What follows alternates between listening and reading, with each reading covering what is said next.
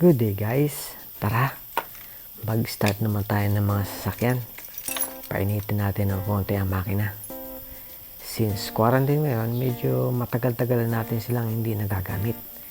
Paminsan-minsan kailangan natin silang i-start para hindi mag-discharge ang baterya. At saka para hindi na rin sila tirahan ng daga. Tara! Unahin natin itong Mio. Ito nga pala ay motorsiklo ni Mrs. Ating i-start at magkarga ng konti ang kanyang baterya.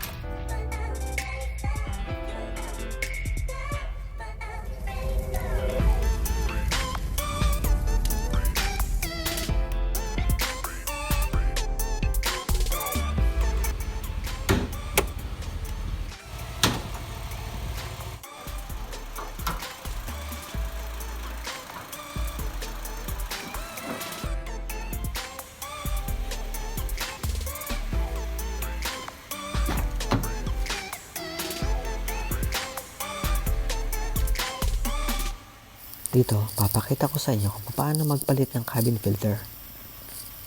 Usod muna natin ang upuan para mas makabuelo tayo. Dito lang po yan sa glove box. Oops, ang daming kalat ah.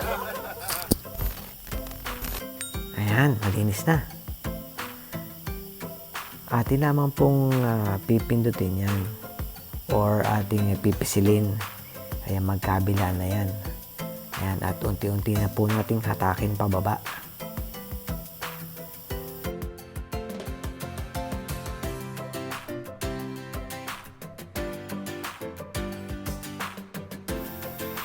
Ayan, nabuksan na. Eto na po. Papakita ko sa inyo kung alin dyan. Yan nga po pala ay ang fan motor. Yan nasa ilalim na parte na yan. Ito po, pipindutin lang po natin yung magkabila na yan.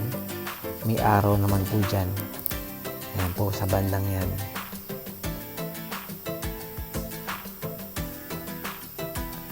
Ayan, pisilin lamang po natin yan ng sabay. Yung magkabila na yan. At atin pong makukuha na yung cabin filter. Ayan po siya. Hindi pa naman po gaano kadumihan, pero may mga ali-alikabok na rin po siyang kaunti. Atin pong lilinisin niya ng air compressor. Ayan, ito nga po pala yung AC blower ng ating aircon system.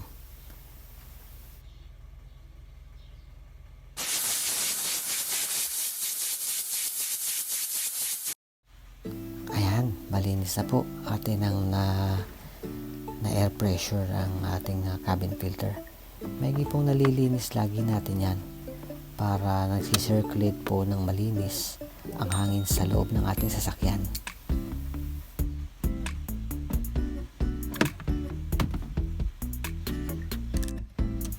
Ayan, tara, atin ang subukan.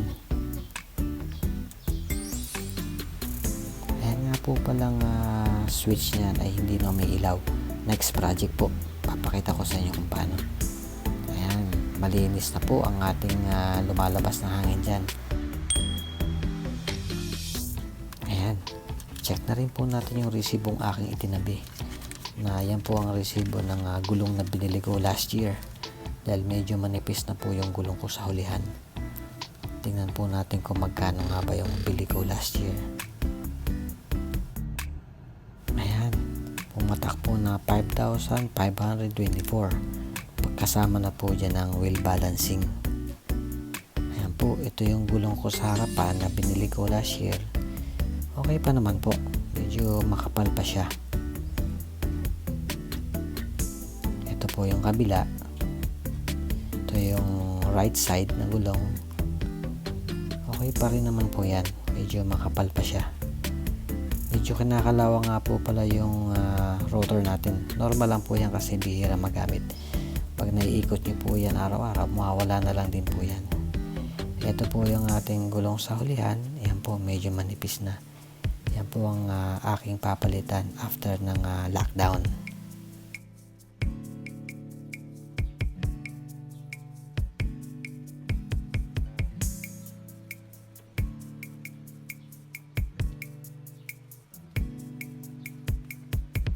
Ito po yung kabila ng ating gulong sa hulihan. Ayan po, mas manipis na ito ng konti kumpara sa kabila.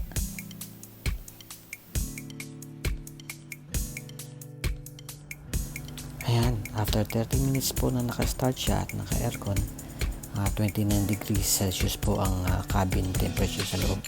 Okay na po sa akin yan. Ito po, hindi na nakakapuwing ang hangin na lumalabas dyan, kasi nalinis na po natin ang cabin filter. At yan po, naka-recirculate lang ang hangin na paikot-ikot lang sa loob ng sasakyan. Ayun, okay na. Sana may natutunan po kayo kahit papano. Thanks for watching!